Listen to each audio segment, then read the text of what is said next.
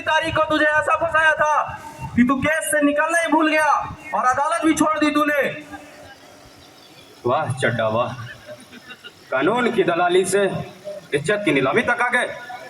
इस पैसे को भरवागिरी कहते हैं, भरवागिरी। गोविंद गोविंद चलो मत, नहीं तो ये केस यही रफा दफा कर दूंगा। ना तारीख होगी ना सुनवाई, सीधा फैसला, वो भी ताबड़तोड़। इसका तो मैं तुम्हें अदालत में हिसाब लूंगा।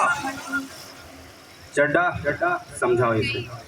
ऐसे खिलौने बाजार में बहुत बिकते हैं, मगर इससे खेलने के लिए जो जिगर चाहिए ना, और दुनिया के किसी बाजार में नहीं बिकते। मर्द उसे लेकर पैदा होते हैं, और जब ये 2.5 किलो का हाथ किसी पे उड़ता है ना, तो आदमी उड़ता नहीं, उठ जाता है। रिलैक्स भाई रिलैक्स। अगर तूने अदालत में कोई बदतमीजी की तो मैं तुम्हें वही मारूंगा।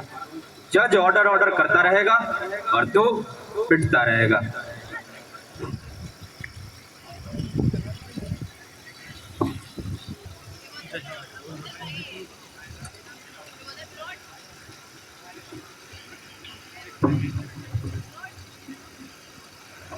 मिलोड, दामिनी निहायती चालाक किस्म की लड़की है।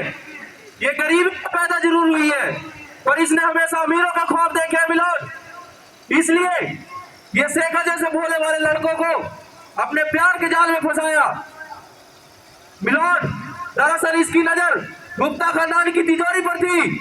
जब ये तिजोरी की चाबी हासिल ना कर सकी तो ये जल बुझ कर राख हो गई मिलोड, और इसने गुप्ता खानदान से बदला लेनी चाहिए। और इसी का फायदा उठाकर गुप्ता खानदान के दुश्मनों ने दामिनी को खरीद लिया और एक बहुत बड़ी साजिश रची गई मिलोड। जो बलात्कार बाजार में हुआ उसे इन्होंने गुप्ता खानदान के घर में दिखानी चाहिए। मिलोड, आपसे दरख्वास्त है कि ऐसी लड़की को कड़ी से कड़ी सजा दी जाए ताकि औरत जात को एक सबक मिल सके। मिलोड मिलोड, चड्डा साहब ने मुझे जरा कंफ्यूज सा कर दिया।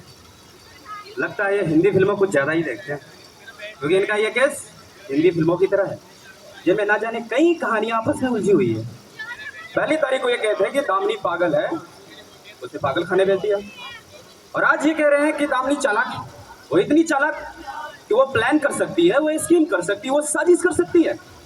योर ऑनर, मेरे ख्याल से जो लड़की पागल है वो इतनी चालाक नहीं हो सकती, और जो इतनी चालाक है वो पागल नहीं हो सकती। इसलिए मैं चड्डा अदालत से दरखास्त करूंगा कि चड्डा साहब को भी सरकारी खर्चे पे कुछ दिनों के लिए पागल खाने भेज दिया जाए, ताकि जब ये ठीक होकर आए और हमें ठीक ठीक बताए कि दामिनी पागल है या चालाक, ताकि उस हिसाब से मैं अपना डिफेंस तैयार करूँ। मिलोड, दामिनी एक गिरी हुई लड़की है। गिरे हुए वो लोग होते हैं जो घर में पड़ी लाचार लड़की का बलात्कार करते हैं।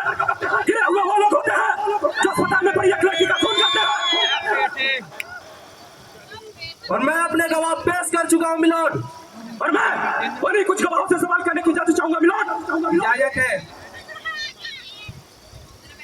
मिलोड, मेरे सबसे पहले गवाह इंस्पेक्टर कदम, मैं उन्हें बुलाने की इजाजत चाहूंगा। इजाजत है।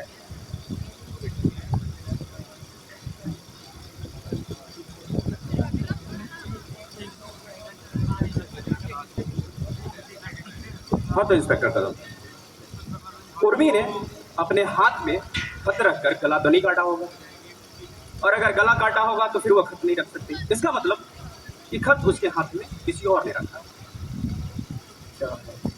लड़ ये चमा बाबा की कुछ भाषा को समझ में आती है थोड़ी। जो ना सबसे बड़ी बात यह है कि उर्मी को लिखना नहीं आता था। उसके राशन कार्ड पे उसके अंगूठे नहीं, उसके निशान नहीं थे, उसके अंगूठे थे। जो ये बात उर्मी के कातिल नहीं जानते थे, जैसे इंस्पेक्टर कदम और चड्डा साहब नहीं जानते थे। क्या इंस्पेक्टर कदम अब जा सकते हैं? मिलोड, हमें दामिनी के पति मिस्टर शेखर गुप्ता को बुलाने की इजाजत चाहूंगा। इजाजत है।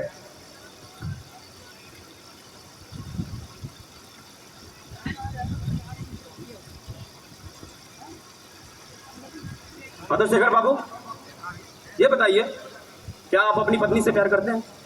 मैं ऐसे बेहुदा सवालों का जवाब देना जरूरी नहीं समझता। अरे मैंने तो बहुत ही सीधा सा प्रश्न पूछा, क्या एक पति अपनी पत्नी से प्यार करता है कि नहीं? कुछ गलत कहा नहीं ना? हाँ तो करते हैं कि नहीं? करता हूँ।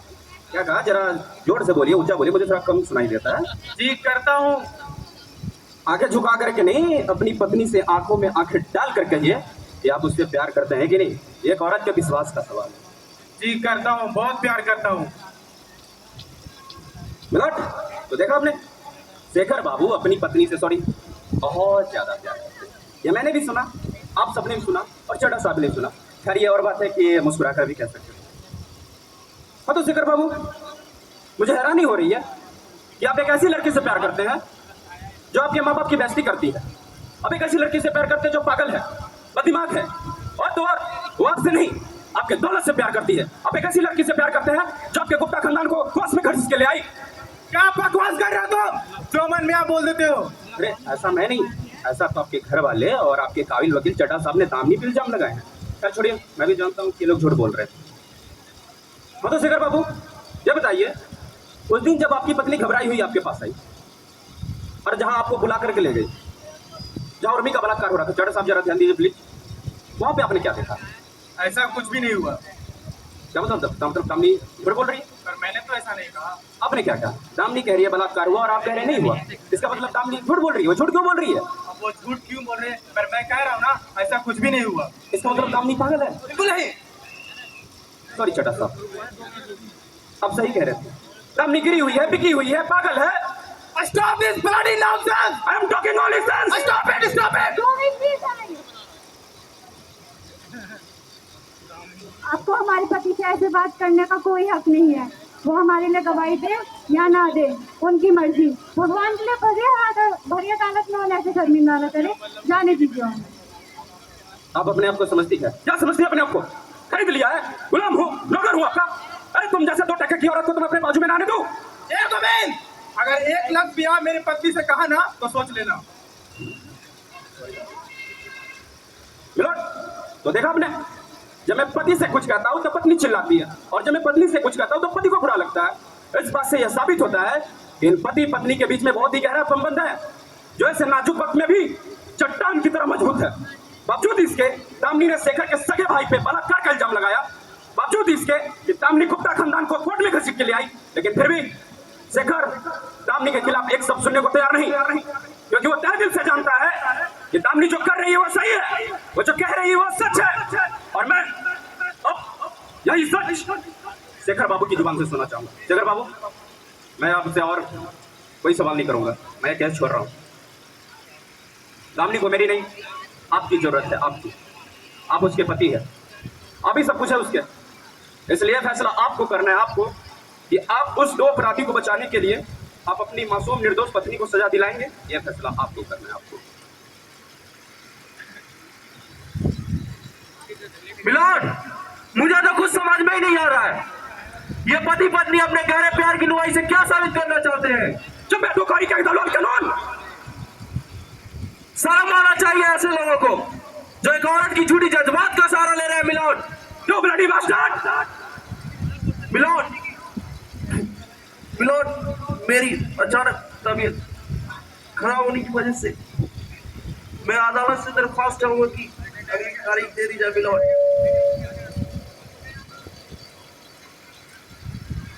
चड्ढा की अचानक तबियत खराब होने की वजह से आज की कार्रवाई यहाँ तक स्थगित की जाती है। आगे की सुनवाई अगले दिनांक में मुकर्रर की जाएगी।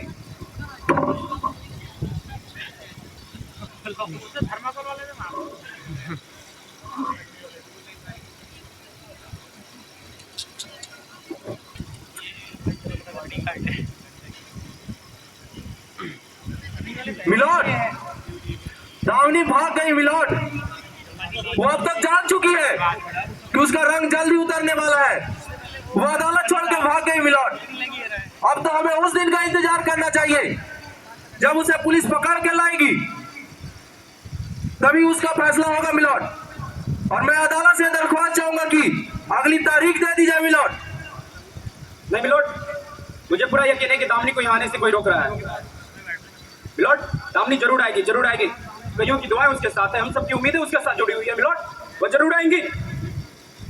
मिलोड, इंतजार की भी अब हद हो गई, अगली तारीख दे ही दीजिए। मिलोड,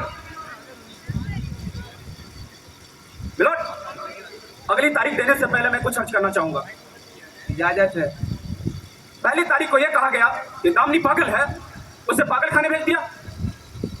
दूसरी तारीख से पहले अस्पताल में पड़ी उर्मी का खून कर दिया गया और केस बना खुदकुशी का, जबकि मैंने बड़ी अदालत में यह साबित कर दिया कि दामिनी उर्मी ने खुदकुशी नहीं की, उसका खून हुआ।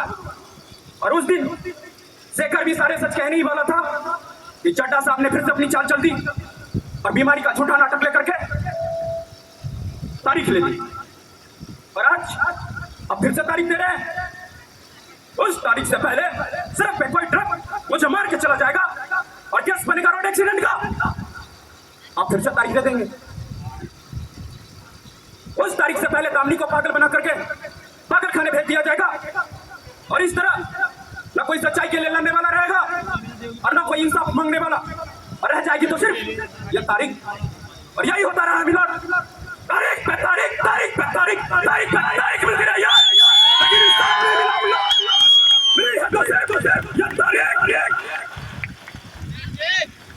2 तारीखों के बीच में कानून के दलाल अदालत के बाहर धंधा करते हैं, धंधा जहां गवाह खरीदे जाते हैं, तोड़े जाते हैं, मारे जाते हैं, और रह जाती है तो सिर्फ यह तारीख। लोग इंसाफ के लिए अपनी जमीन जायदाद बेचकर केस लड़ते हैं और ले जाते हैं तो सिर्फ यह तारीख। औरतों ने इंसाफ के लिए अपने गहने जेवर यहाँ तक कि मंगलसूत्र तक बेचे हैं मिलोड, और उन्हें भी मिली है तो सिर्फ यह तारीख। आज ये केस पूरे हिंदुस्तान के कमजोर और सताए हुए लोगों की है। उन सब की नजरें आज आप पे टिकी है, आप पे कि आप उन्हें तारीख देते हो या इंसाफ। अगर नहीं दे सकते इंसाफ तो बंद कीजिए तमाशा, उखाड़ के फेंक दीजिए इन कटघरों को, जला दीजिए, फाड़ दीजिए इस कानून की किताबों को, ताकि और कोई और इंसाफ के चक्कर में तबाह न हो, बर्बाद न हो। ऑर्डर ऑर्डर, टीचर को भी आवाज दीजिए।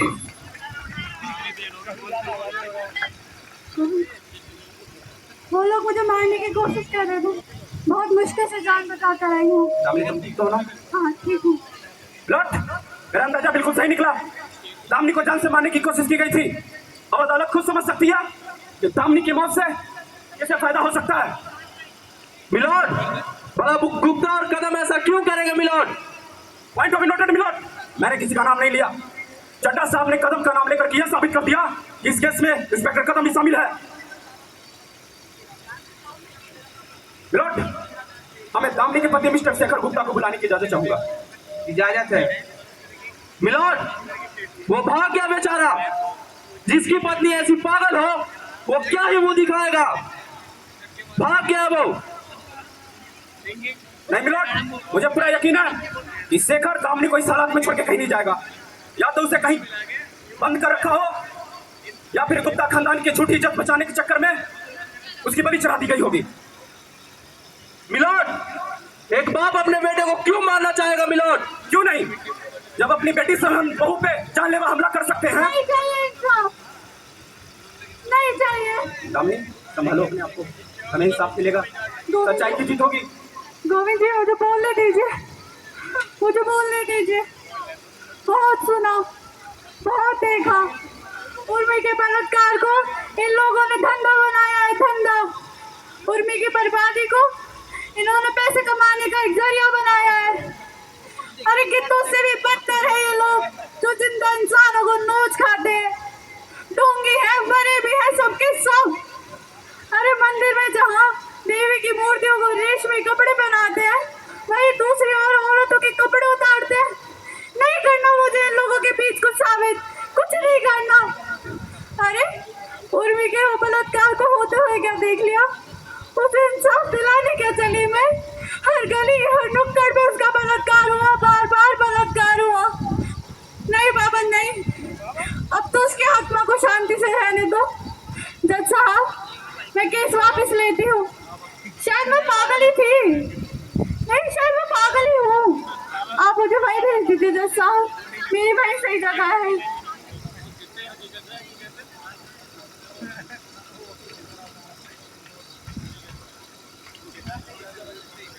दामिनी, शेखर, मैं गुनहगार हूँ, कसूरवार हूँ। ये सच है कि उर्मी का बलात्कार हुआ। मैंने देखा मेरे भाई ने और उसके दोस्तों ने मिलकर उर्मी का बलात्कार किया और इस साजिश में मेरे पिता मिस्टर चड्डा भी शामिल हैं और मैं यहाँ तक पहुँच पाया हूँ तो इसकी वजह सिर्फ दामनी है। मुझे गर्व है कि मेरी पत्नी दामनी है और मैं उसका पति हूँ।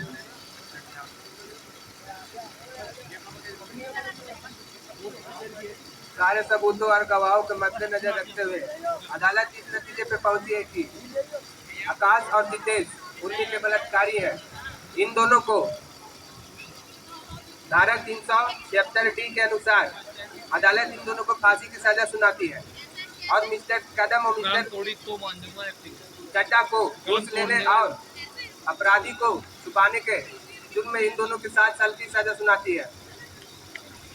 अरे कलम तो तोड़, फांसी की सजा सुना दी है। तो ये जैसा कि आपने एक्ट देखा, दामनी और शेखर और एक बलात्कार।